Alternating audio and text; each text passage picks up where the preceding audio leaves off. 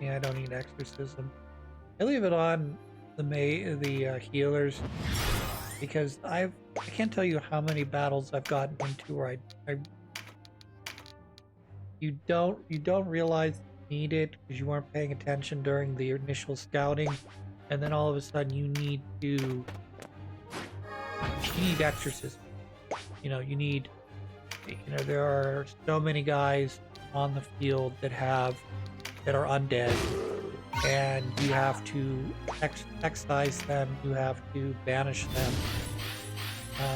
So I'd rather run my cleric with his two main healing spells. Um,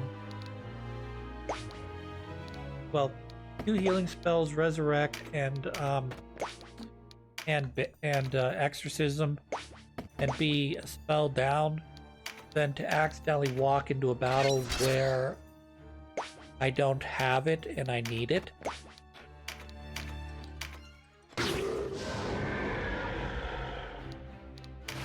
Because best case scenario is you were in a like the Palace of the Dead, or you're in the wood, or you're in the pirate's graveyard, and you realize, whoops, I forgot to equip that.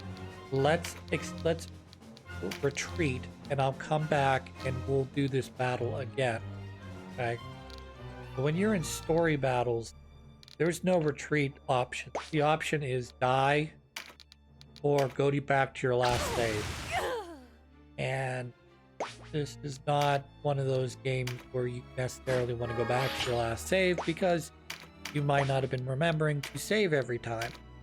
So maybe instead of doing that, you focus on,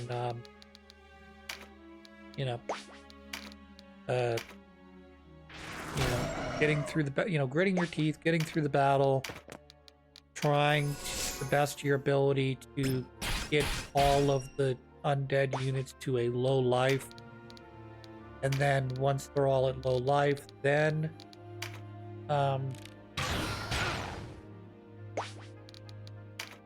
try to finish them off like in quick succession.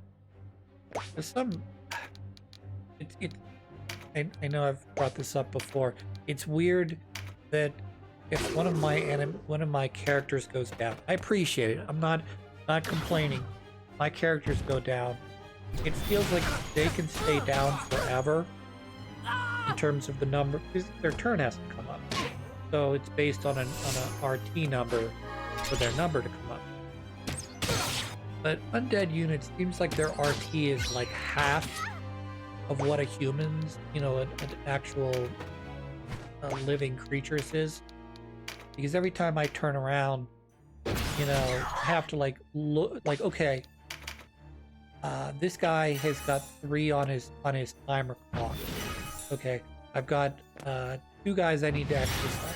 I'll do this one first, and by the time my priest comes up for exorcism again, that same unit is near or about to revive itself after its 3 turns. It's like, well, it is what it is. I mean, if you can't get to them all, one of them's eventually going to revive. I get that, but how is Soldiers of Galgastan, three of your turns and equals throw one of down mine? your arms. Balbatos is no more. There is no longer cause to fight. Fool! Why should we heed you? We're the victors here. We will see His Eminence's vision through, an end to your befouled bloodline. Yeah, that's pretty telling. Victus, but you've lost. The people of Caritini and Brigantis both have joined us. They follow you no longer. The people? They're as fickle as a weathercock, turning whichever way the wind blows. Once you are buried, and Almorica is ours, we'll see how quickly they return to their former masters. And how will you lead them? With fear?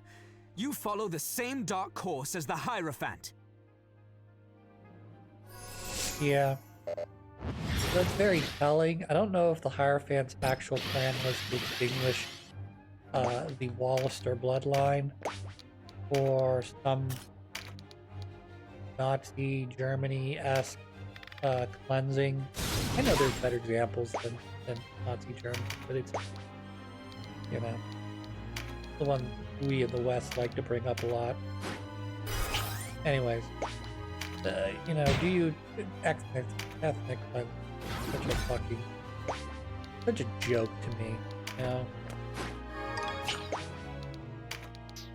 Like, I get it, you know, you don't necessarily have the same background as the rest of us, so it's going to take a while for you to get acclimated, but or you're going to, you know, hold on to your teaching, your old culture and not ever adapt. I get that's annoying people. I get that. But to, like, outwardly conquer and then cleanse the people from the land is just fucking evil.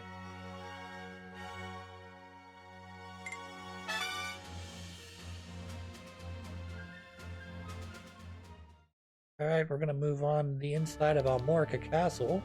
We'll take on Sir Zabos, the pig-faced piece of shit that he is. Well, we only know that from playing the other two playthroughs. We may be all that's left of Galgistan's armies, but we'll not surrender to you. Ha! Look well, boy. This is how men of honor meet death. So he's talking about this honor thing again. I think Zabos is a... He could be a similar example to Hector. But I don't think Hector necessarily liked the Hierophant or believed in the Hierophant's vision for the future. But he chose to go along with it because of his knightly vows that we've talked about multiple times now. Whereas I think Zabos is similar, but in terms of his motivation for doing things, I think it's the exact opposite. I think Zabos believes in the Hierophant's plan, and doesn't really care one way or another, so long as, you know, that, you know, so long as he's successful and, you know, that sort of stuff. You know, with more, you know, if the Hierophant wins, he gains more power, he gains more prestige, he gains more, in all likelihood, more land, more titles, more money, you know, for serving the Duke loyally. Whereas, like I said, Hector does it more out of a sense of honor and obligation because of his family name. You know, you don't question your liege, you follow his rules, his dictates to a T, even if that, as we saw in the other playthroughs, you know, drives you to ultimately show up in what I can only describe as a death march to the front of this castle, because it was the last thing, I guess, we're told to do. And then obviously Chaos playthrough, his character is more so centered around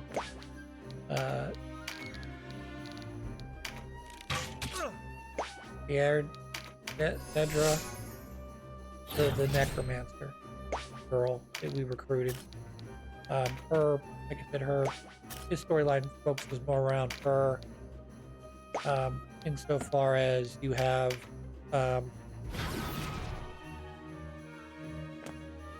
you know, he's married to the other necromancer who is her sister and is related to the mother.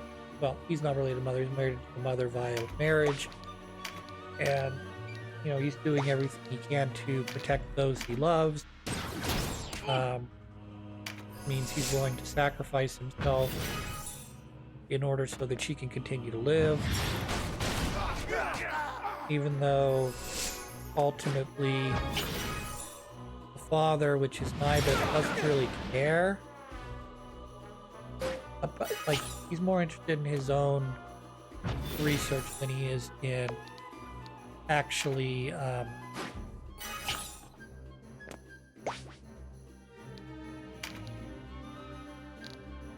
I guess in that, you know, versus his family bonds, his kids, like, those are secondary to his research.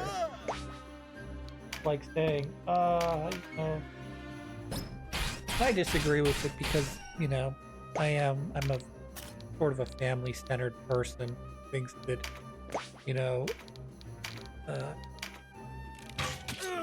your family is one of the most important things in your life.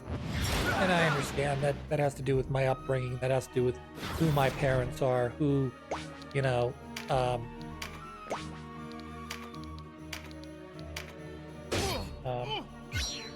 my upbringing, you know, how they treated me, how my grandparents treated me, how my aunts and uncles treated me, etc. Okay? And I can understand you could come from a different household, a different family that isn't, you know, held together with, you know, love and marriage and sacrifice and dedication to not yourself but to others, you know, because, you know, as a kid you're you're essentially beholden to your parents, you know. You know, I'm not suggesting the kids should go out and make their own money by any stretch, because kids should be kids, you know. They should be able to enjoy the whatever amount of time they have, the 18 years we'll say of time before they become official adults. I know it takes us a little longer than 18 years in some cases to really truly develop into a real adult. Some people never do. But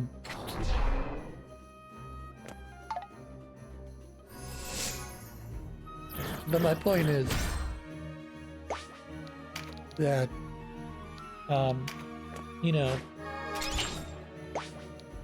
your parents are responsible for taking care of you. If they choose not to take care of you, I mean, that's on them.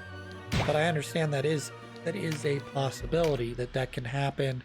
It does happen that, people prioritize their own happiness over their children or their need to survive or whatever.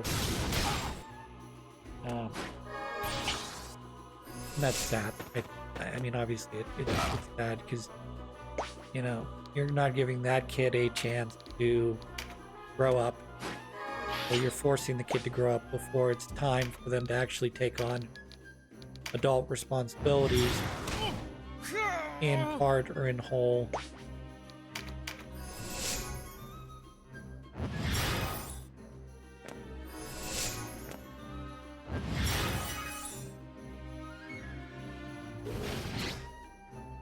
But I don't, it doesn't just occur.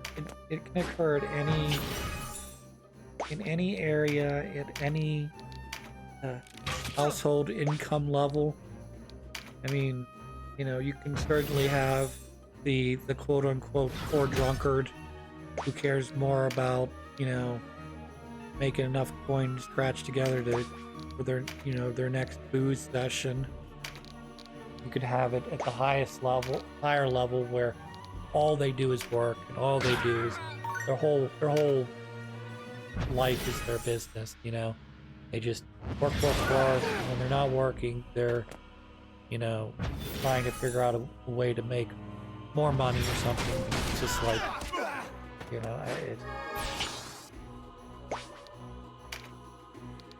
and then you win your kids' love over by not being there, but basically giving them anything their heart desires. And that kind of, I think that it's not a great way to do things, because my mom has a saying that if your hands don't hurt for it, then your heart won't either. That's down. Depending on what context you take that in, that can sound a little bit mean, spirited, evil, like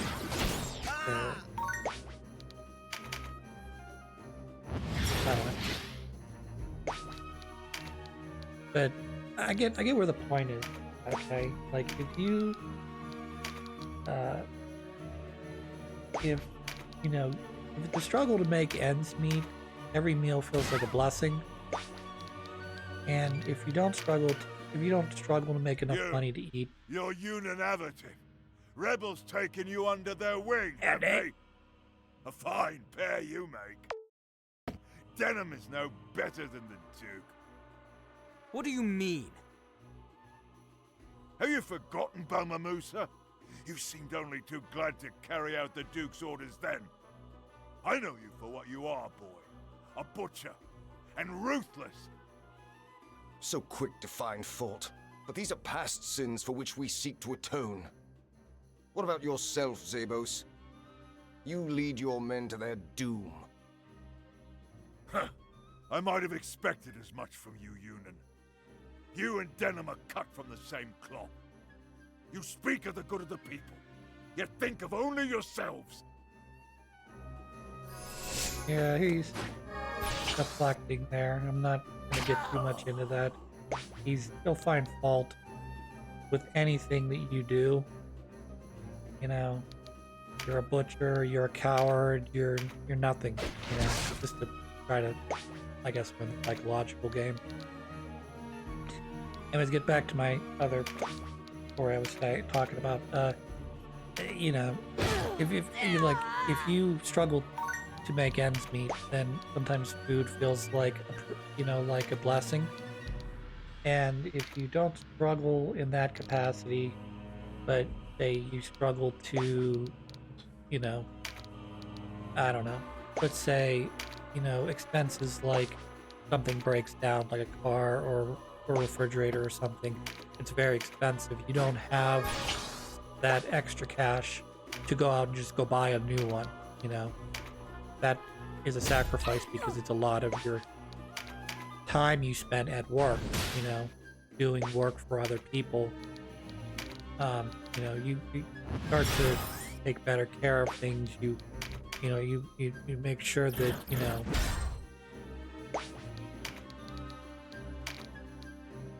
everything that you buy has to last because you don't have that excess cash. Because you know how long it took you to make that money, how long it took you to get to the point where you were able to replace that, and the sacrifices you made, both in terms of working, to make your wage, but also, any other thing that you had to sacrifice or give up in order to afford that item. Including future wages. Like if you have to do a payment plan for something because you can't afford to pay for, I don't know, let's say a refrigerator that costs $1,000. Just throwing numbers out here. I don't really know what refrigerators cost. There's a good chance that some refrigerators cost obviously less than that. I'm sure there's plenty that out there that cost way more than that. But sort of to my point, you put yourself on a payment. You can't afford $1,000 refrigerator. You put yourself on a payment plan for 12 months. Zabos, lay down your sword. There is no honor in a meaningless death. We gladly give our lives for the sake of the Hierophant's cause. A noble act. Lost on the likes of you, Ravnus. It is not honor you seek, but glory. You have a sacred duty to your kinsmen. Where is the nobility in abandoning them? Who are you to speak to me of duty? You are nothing but a mongrel bitch who betrayed her better half.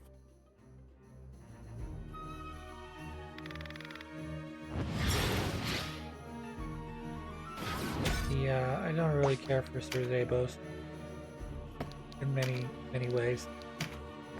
But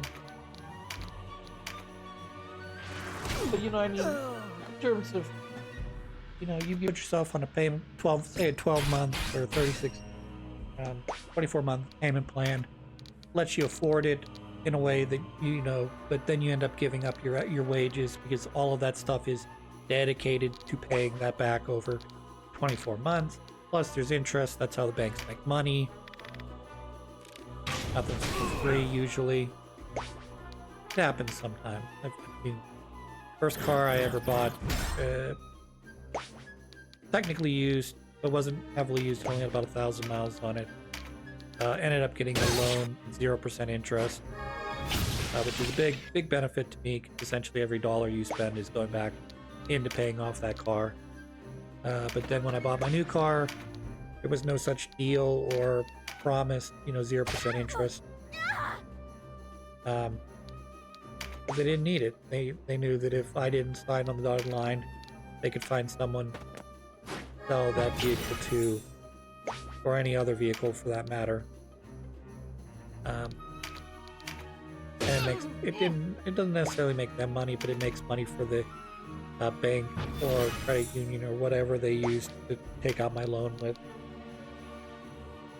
Well, sometimes it's necessary, I get that, but you look at the amount of money you have in your bank account, at a certain point things become, okay, this is not guaranteed, this is something that is a luxury. And I appreciate the luxury, particularly a vehicle. All our plans ruined by you, Wallace. But I understand that there are alternate Wallister, Galgastani. ways to get to work, That's and how that men sort of like stuff. Balbatos and the It's Duke just wish very to paint big us. hassle.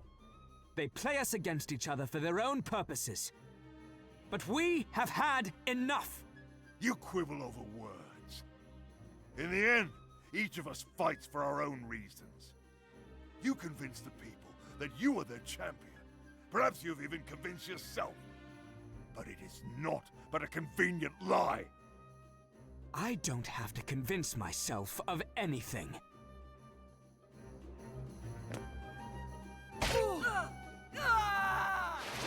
A lot of damage. He is fucking dangerous. I know that for a fact. Okay, though. He'll be dead in a second. I said dead in a second as in, I haven't really done any damage to him yet, but it's not going to take me very long to get rid of him.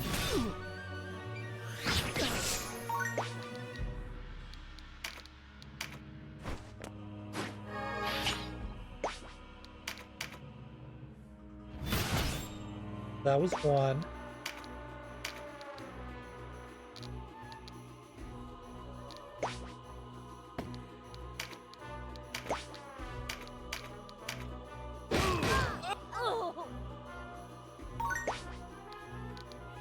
I'm seeing how many hits it takes to get rid of Zabos. Currently I'm at one very strong attack.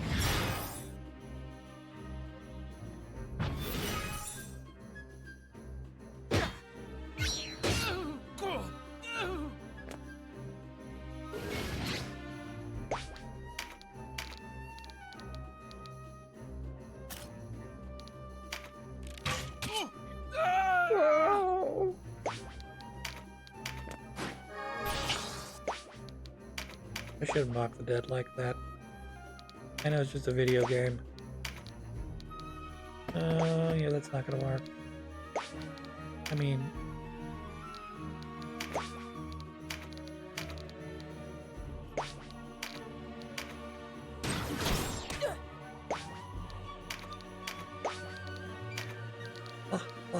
Hedda, Hedda, do you know the way?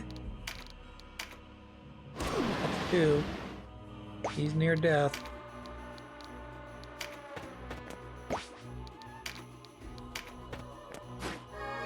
Probably take him out with a bow and arrow at this point.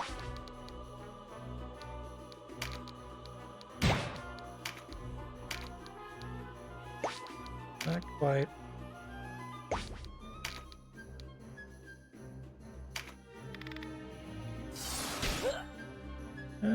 He's not dead yet. That's okay. That's okay. I've got him. I've got another character between now and when he attacks again. I think he's a little out of position though. So. Unfortunate.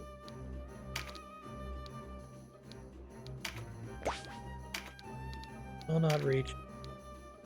He's got 13 health. Hilarious. Just have to let him kill, probably Zapan, though he might turn around and take out, Anifis. I was not expecting that one. That's okay.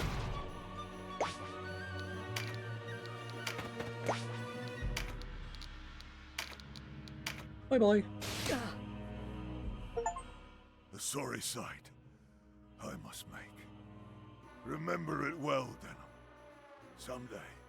Cool beans, no chin weirdo. I'll not sink so low. It takes only one force. I mean, he does have a chin, but If I ever turn against my people, the way he death have his seems face, a just like reward. his chin's turned down, it makes him look like color.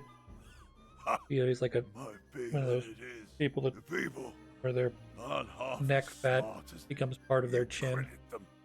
But nor are they fools. Betrayal. Retribution. Righteousness. Righteousness. Words on the wind. Enjoy your victory. While it lasts, boy. Dead. He does speak some truth there. You know, those are only words, so you put them into action. You know, you could speak about equal rights, everything else, but if you're not willing to put action into words, it's just meaningless.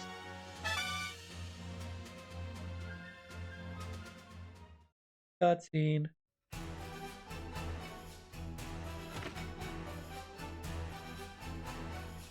Canopus.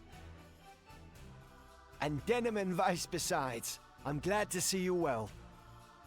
And you, Sir Mirden. Sir Gildas? How is he? The Starseer remains lost in the mists of sleep, but he draws breath and is whole of body.